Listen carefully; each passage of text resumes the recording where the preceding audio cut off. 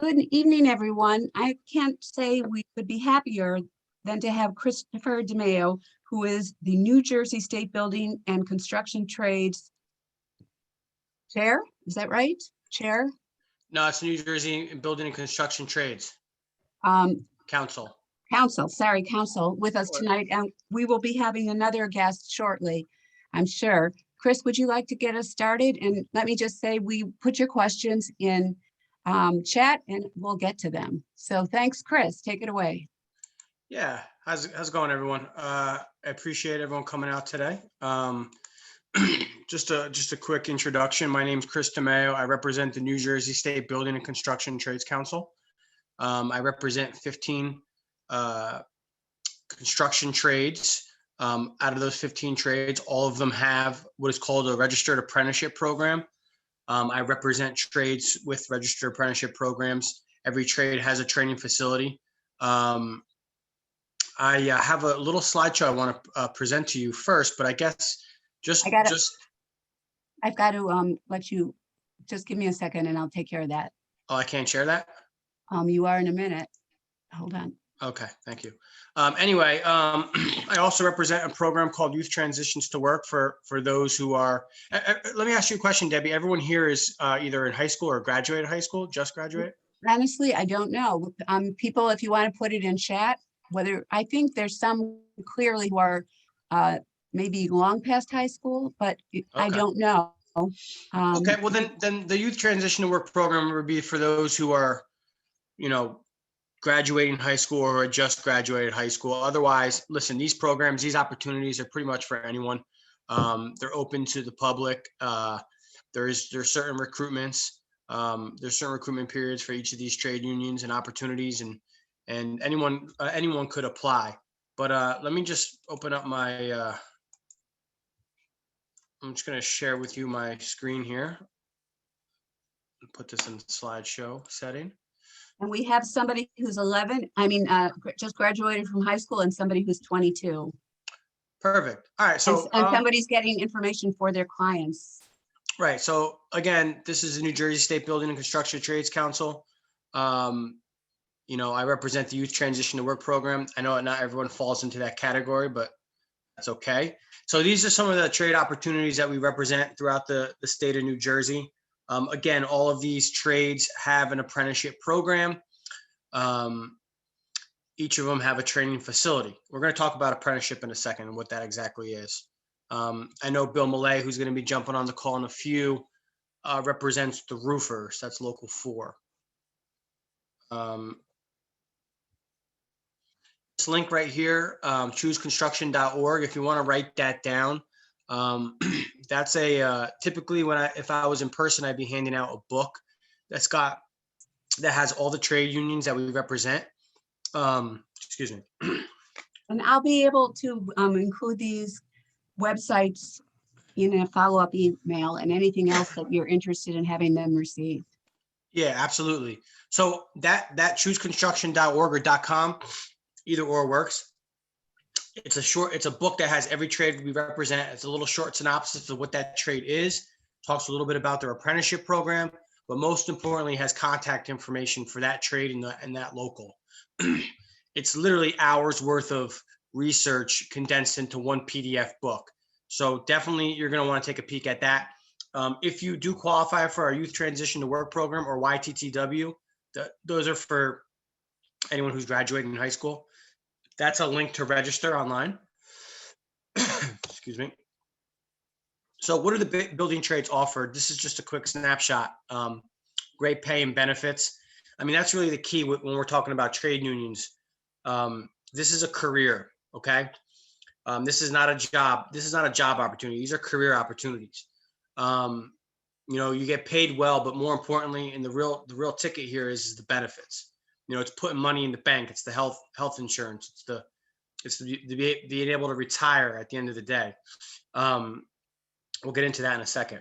But work you could take pride in. Obviously, if you've ever built anything, you can understand that. Free education and training. That's really what apprenticeship is. We'll talk about that in a second. And then obviously lifelong opportunities for advancement. These are international unions. meaning you could travel anywhere in the country and work. You know, there's no ceiling to how much money you can make in this opportunity. You know, we have people who've gone through our apprenticeship programs who have multi-million-dollar contracting companies. So it's really whatever you put in is what you get out. That phrase is no truer than in this industry. So this is sort of a generic definition of an apprenticeship program. How I want to explain it is twofold. It's on-the-job training and it's classroom training, right? You get paid for all the hours that you put in on the job and in the classroom. The education aspect of it is absolutely free, so it does not cost you anything. When we bring in new members to our program, we're paying for their education. So it's mixed up by you going out to work out in the field, right? You know, learning the trade on the job, as well as in a classroom environment. Like I said, every trade union that we represent, every local has a training facility where you go and do book work. You sort of hone the skills that you're learning out in the field in a classroom environment. Again, you get paid for all the hours you put in, and the education is free. That's what makes this such a great opportunity. You do not have to put anything in. Everything that you're getting is coming to you at no cost. Qualities of an apprentice. Listen, we're looking for people who are dependable, and that's not just being there every day. That's being there on time. You know, hard workers. That kind of goes without being said. You need to be self-motivated, and especially when in this industry, you know, a lot of times, like you have to want to be in this industry. It's not really for everyone. It's hard work, but for those who want to get into this type of career path, you know, hard work is it kind of goes without being said. And you tend to be self-motivated and hardworking when you actually do enjoy the job. Math and reading, obviously important, pretty much anything you do. You know, ambitious, you know, willing to learn. Again, this is a training program. That's what apprenticeship is. You know, enjoy working with your hands, obviously. Hopefully everyone here, that's kind of why, you know, why you're here, I'm assuming. You know, following directions is especially as an apprentice, is huge. You got to be able to take direction. You know, this is a paid per hour career path. So there's really no time to you know, not know what's going on. Working well with others, being a team player. Again, as an apprentice, you're going to be working with other apprentices. You know, you got to get along with everyone. You got to get the job done. You're going to be working under foreman, journeyman. You know, you got to be able to get, you know, work with them. Lifelong career. I know I talked about that already. You know, these are some of the qualities I think that once you need to possess to actually get accepted in, but also need to maintain once you are in. So, I mean, learning a little bit about apprenticeship and what it is, and you know, obviously the opportunity is, and I know I haven't really talked about the money yet, and I'm going to talk about that in a second. I talked a little bit about the benefits, but getting into one of these programs is no easy task. Sometimes this is harder than even getting into a college. For those of you who are considering that as an option. You know, there is a process, right? And it starts with making an application. Actually, it really starts with recruitment, knowing first off, knowing which trade you want to pursue, knowing when that trade has a recruitment process, because not every trade takes applications or brings in new members on a daily basis. Sometimes they only do it once a year. So it's important to know when. Making an application, that's usually done in person. You know, sometimes it's a first come, first serve process for even to get an application. You know, with that, you need a high school diploma or a GED. You need a valid driver's license. That's big. You got to be able to get to work. You need to be 18 years old, and you need to, you know, you need to, I think I said it. I think I said valid driver's license. Yeah. Okay. I mean, that's really just that's the standard application requirement. It's really not that difficult. Once you successfully complete an application, then you need to go, you need to take an entrance exam. It's an aptitude test. You know, you need to pass that in order to get to the interview. Interview is huge. That's a big part of the process. It's sort of the, making a good first impression, sort of trying to portray the character that you're bringing to the table, the leadership qualities, the, dependable, hardworking team player type qualities, right? That we just talked about. Because we're going to teach you the trade. So if you have experience, obviously that helps. If you've been in the trade or any trade or worked with your hands, but it's not a requirement. I've seen people with zero experience, zero knowledge, get accepted in based on good character attributes, based on selling themselves, right? So interview's huge. And then if you do get accepted in, you know, you have to pass a physical and a drug screening. There's no, there's no drugs in this business. Sort of a no tolerant policy. Obviously, you need to be able to physically be able to perform the work as well. So this is sort of the process. I will say this: if you don't get accepted in, if you don't pass an entrance exam, if you don't rank high enough after the interview process, you could always go back and reapply. All right. I've seen many people get accepted in second and third time around. This is a competitive process, so understand that. And if you don't get accepted in, use it as a learning experience. Remember, this is a career, and I'm going to show you why. So this is just something you can take a snapshot of, and I could provide it to you if you want to reach out to me. I can email to you. Don't take these numbers to heart, because a lot of them have updated. In many cases, they have gone up already. But this is just to kind of give you an idea per hour how much you make on the job. You see the apprenticeship starting rate, and then the journeyman rate, journey person rate over to the right. You see it's substantially different from left to right. As you're going through your apprenticeship program, you're making more money. You're getting constant rate increases. As you're learning more, experiencing more, they're bumping you up in rate increases. So, even your first year as an apprentice, 12 months later, you're getting a rate increase. All right. So that's just to kind of give you an idea how much you make. And that's all per hour. Not a bad figure, even as a starting apprentice, not knowing anything, right? Kind of learning from the ground level. And then you see over to the right, once you complete your apprenticeship program, the figures that you make per hour. Some of it's good money. And this is the money that goes into your pocket. All right. This doesn't include the benefits, which you could see over to the left. Health and welfare for you and your family, obviously very important. That kind of goes without saying. Pick career paths that take care of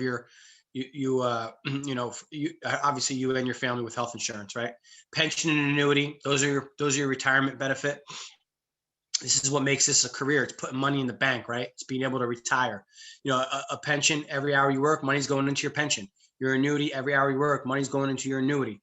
Just to give you a snapshot, we got individuals who are retiring right now that have pensions that pay them up to 10 grand a month for retirement, right? So every month they're getting a $10,000 check.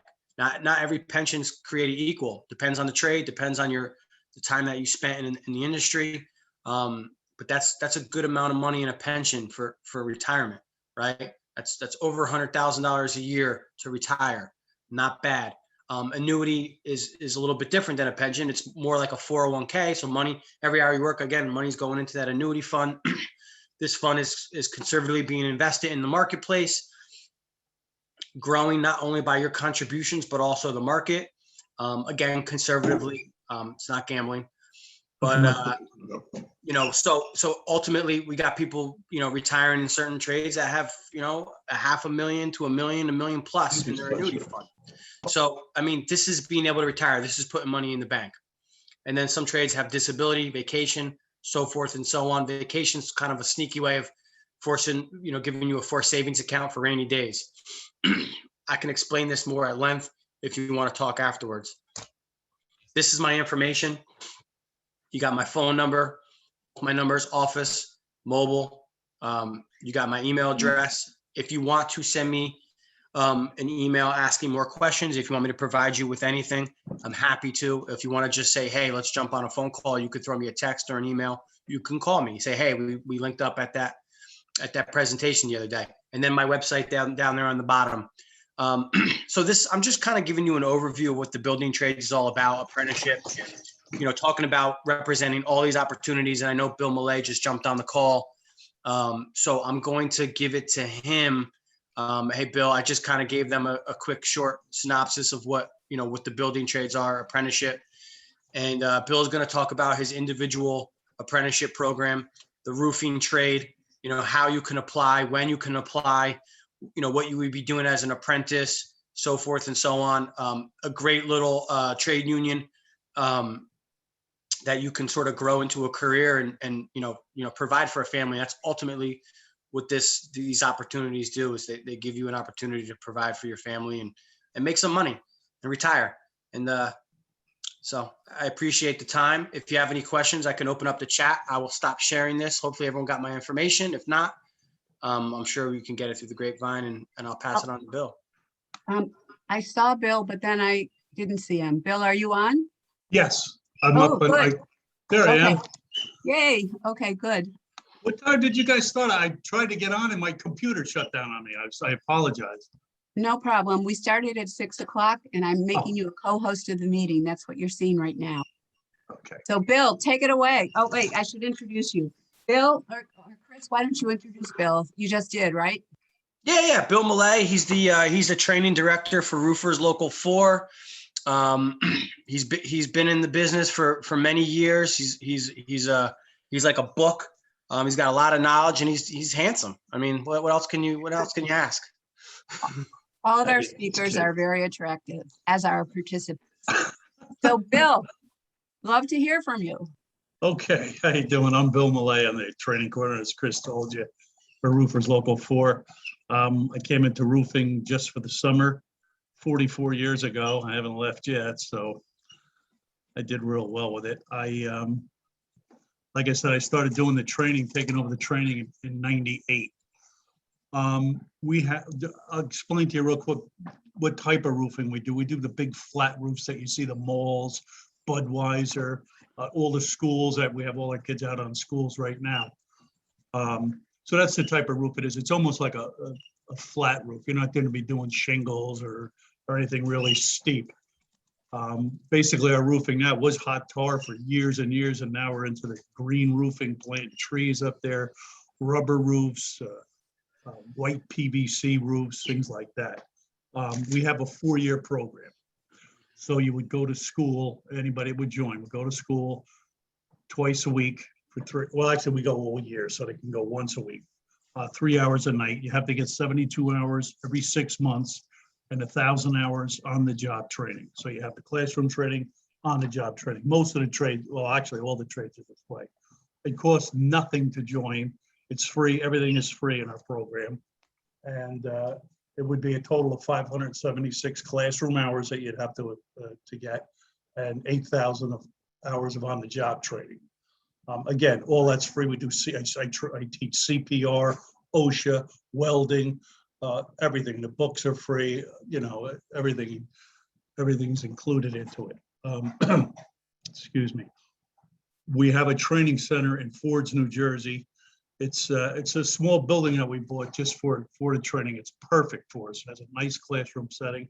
Not only do I do the roofing training there, I train for the stage hands. I do their OSHA training and I do their CPR training. And sometimes for Chris when he brings some of the kids in, because we work with all the different programs. So what happens is you would start as an apprentice with us at $16.50 an hour. That's our starting rate. There's no benefits yet because you're just starting out or anybody be coming in. 6 months later, you would go to $20.63. Now, the first rate is 40% of the journeyman rate of $41.27 we're at right now. Then we'd go to $20.63 an hour. That's at the end of 6 months. The end of the year is when you would buy your union book. Your probationary year is up. You go to $24.76 an hour, plus a pension starts at $12.90 an hour, and your health benefits at $11 an hour. That's on top of your wage of $24.76. Then again, 6 months $26.32, 6 months $28.89. You're now into your third year. The end of your third year, we're at $30.95 plus those benefits I mentioned. $33.01, $37.14 your last 6 months, and then as a journeyman, you would have an hourly rate of $41.27. In addition to that, excuse me, there's a welfare fund. I told you $12.90, pension fund $11. We have a vacation. We have 2 vacation funds. I don't include it in the rate. I mean, it's included in the rate. We have it deducted at the end of every week, and at Christmas time and the day after Thanksgiving, you get those checks. In addition to that, when they become a journeyman, $2.75 an hour goes into an annuity fund for you. So on top of your pension, you have an annuity fund. So whatever, every hour you work, $2.75 goes away. There's no tax on it until you start to take it out, and that would be at 60. You could leave it into, I believe, you're 70 years old. So basically, we have two pensions. In addition, we have an open recruitment, so you can call at any time for an application. We bring in at 6 in the morning. That's part of our test because a lot of people fail that. And you would need a driver's license because you're going to be driving all around the state. Our territory runs from Passaic County down to Ocean County, so it's a pretty big area. You would need the high school diploma, social security card. Now we have to see that, and there'd be a drug test. There's probably like every other job you go to, they drug test you, so it's just a constant thing. I believe that was all I needed to tell you. I just want to double check it. But okay, I think I told you we're in Fords, New Jersey, right on King George's Road. We're dead center of our territory. Everything goes there. All the different roads, 287, Parkway, Turnpike, Route 1 and 9. So we're real easy to get to. And that's it. You can call us at any time. Come in, we'll do an application. And in the summertime, Chris will tell you, pretty much if you have a pulse, we'll give you a shot because we're always in demand for apprentices. And again, all the schools started up. The only problem we're having right now is can't get material. Believe it or not, they're just having trouble, and they just started now.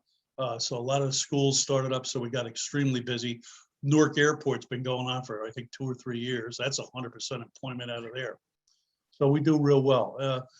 The main thing with our job is we go back and re-roof buildings over and over again. When I was a kid, I'd go back 2 or 3 times to a different building every 10 years, redo it. So we don't always rely on new work like some of the trades do. The beauty of the trade is it doesn't last. Roofs don't last, so we constantly got to go back and repair them. So there's a tremendous amount of work at all times.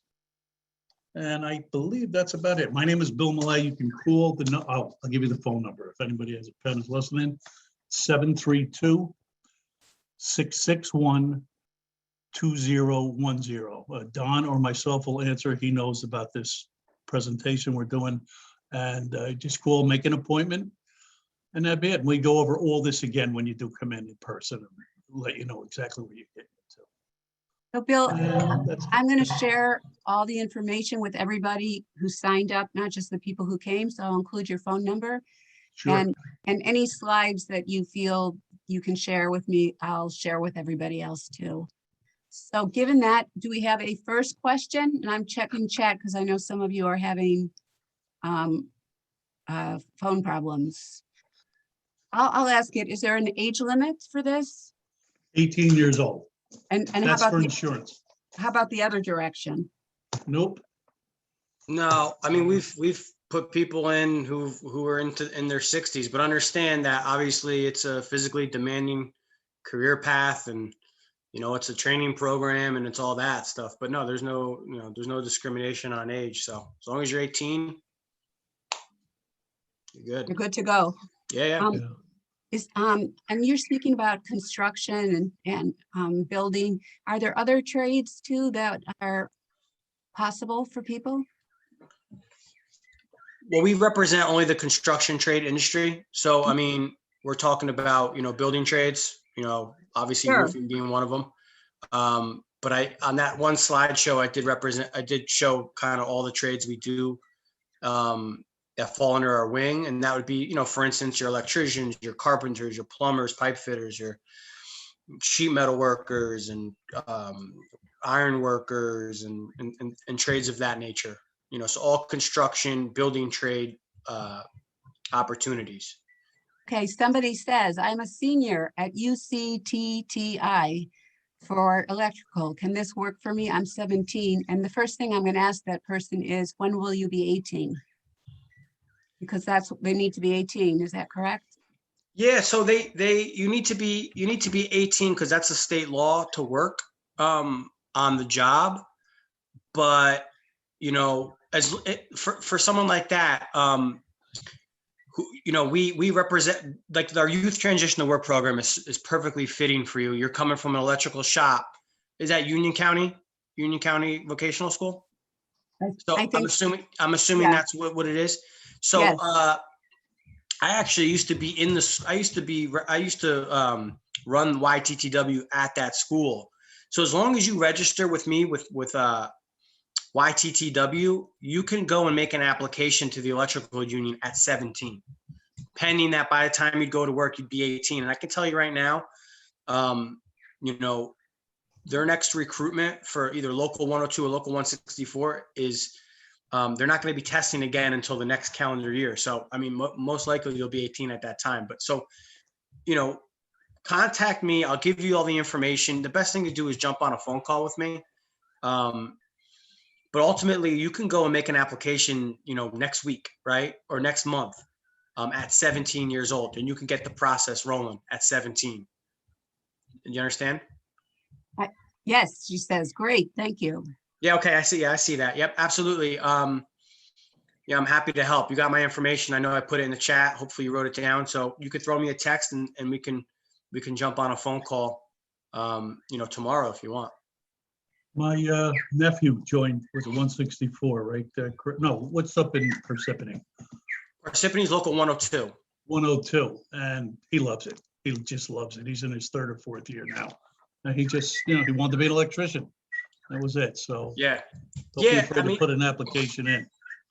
great. It's definitely a great opportunity. You know, both of the Northern New Jersey locals are pretty high demand. So it's a challenging recruitment process, but you know, this is what's great about our youth program. You know, we sort of help you throughout that entire process, sort of vouch for you, you know, as long as you work with me, you know, do what we can to help you in that regard. Can you talk about somebody who might be concerned about safety issues? Who? Safety issues, if someone's concerned Yeah. about working with, Oh, yeah. Well, I'll let Bill tackle this, but yeah, I mean, of course, construction is dangerous. That you should know that and understand that going in. But that's why, I mean, you're going to take safety classes till you're blue in the face. That's for Exactly. sure. I just was in Michigan. I had to go to Warsaw College. I forget the exact name, but we had to go for retraining, and it was just for fall protection for roofing, 8 hours a day for 40 hours, just so I could teach it to the kids coming in. Again, I've done it a million times, but like I mentioned, the OSHA 30, that's Occupational Safety and Health Administration. That's 30 hours of safety training. That's mandatory in all the trades. And then there's just so much more to it. It's a constant thing. Unions are we're just constantly going for safety, everything. So can you get hurt in the trade? Sure. But you can get hurt in anything, but we're very, very careful with it, so. someone said, I have Black Seal license, where would I fit in? That's And the if that boilers. person would, if that person wants to answer the question themselves, I can unmute you. That's the boilers license, if I'm not mistaken. What was the license? I missed that. Black Seal, I believe that's for the boilers, isn't it? I think so. I'm I would not think, 100% sure though. So I think probably HVAC they might want to get into. That's air conditioning.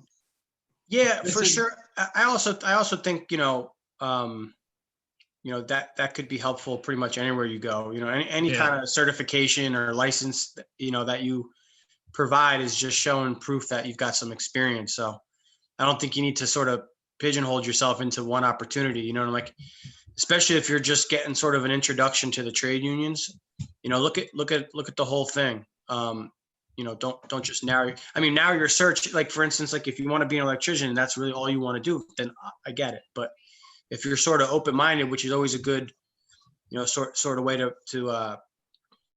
you know, go about looking at trade unions, then, you know, I think, you know, all of these opportunities are viable. Chris, can you share the slides with me and then I can share them with the group? I probably can't share the entire slideshow, but I can share what's on there for sure, the contents. Okay, that's great. So I'll email you like the rate sheet. I'll email you the a couple other things that you could Yeah. provide. Yeah, But I'm going to strongly suggest that if individuals want to learn more about it, they can come directly to me and contact me, and I'm happy to send it to them as well. that's Um, great. I I'll have give no them, problem talking to people moving I'll forward. get, I think we all know you're open and friendly and eager to talk to individuals. That's Yeah. come across very well. Sure. So anybody else have a question here? For those who missed it at the very start, we'll be taping this. We will put it up on our YouTube station probably sometime next week, so you can watch it that way. Any other questions? I'll ask Bill and Chris, is there anything that people really need to know before they sign up? I do applications for my union, and Chris will tell you, when you do decide, and again, you could talk to Chris, will show you all the different trades. That's his thing. If you can't get in touch with him, you can get in touch with me. I'll get in touch with him. Or if you just want to know about the roofing or whatever. But once you do your application, and I tell people this all the time, go in there as if you want the job, dress correctly, know something about a union, about the trade that you're going in for. Why do you want to get in? And it makes a big difference, because you're going to be doing interviews with contractors, union people. It makes a big difference. When somebody walks through the door for an application with me and they don't look me in the eye, they're talking on the phone, they're dressed like they're going to the beach, it just doesn't look right. So just, check all the different trades and see which one you would interest you. You could apply to 2 or 3, right, Chris? Yeah, I mean, yeah, absolutely. You can apply to as many trades really as you see fit. I mean, ultimately you have to, you have to make an ultimate decision on which one you want to pursue. But, I think, yeah, I honestly think that give yourself opportunity for sure. You just don't want to burn bridges. There's a way to do it. You know what I mean? There's a bad way to do it. So I think, because understand this, when a trade union brings you in, they're making an investment in you and a pretty large investment, to train you. So, for you to sort of jump in and stick around 6 months and then kind of bail, that's tough. That's a tough pill to swallow. So, I mean, I think you just need to, and that's kind of why I say, reach out to me first, just to kind of narrow down your search and kind of understand what this is all about. But yeah, I mean, these are competitive recruitment processes. So like, yeah, I mean, I think you're doing yourself good by giving yourself more opportunities, because I hate for you to throw all your eggs in one basket. And if it doesn't work out, you don't have work. You know what I mean? I think the idea is to get to work, right? Make some money, be able to, start your career. Somebody said they're in a union already. How do they go about working out being an apprentice? That was Desmond, I believe his name is. That's correct. What union is he in? Desmond, do you want to put that in chat? Or Desmond, can you speak? Because you're unmuted, so maybe you can speak. People are participating a number of different ways, so he may not be able to talk. Okay. Looks like he looks like he's via phone. Yeah, it's possible. So Desmond, if you could put it in chat, what union you're in? Oh, he's having issues with his speaker on his phone. Okay. Can you, that's somebody else.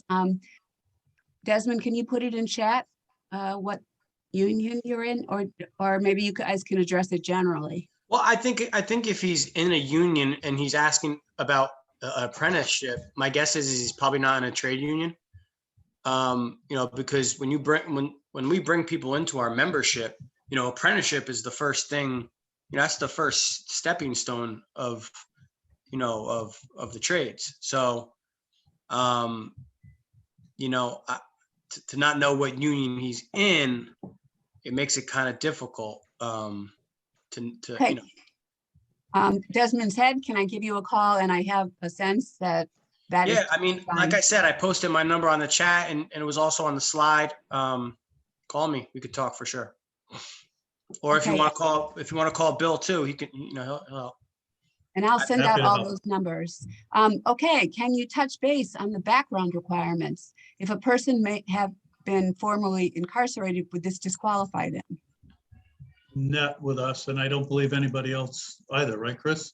No, I mean, I think every trade has convicted felons in their programs and who have gone through their programs. And, I think, that's something that you're not going to want to sort of, hide coming in. But no, I don't believe so. And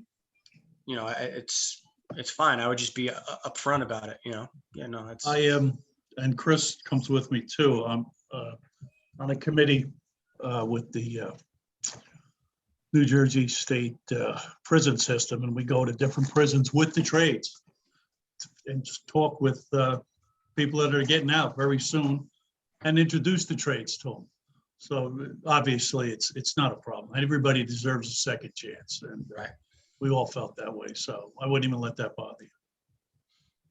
Great. Only half the guys you're working with might have a record, so don't worry about it.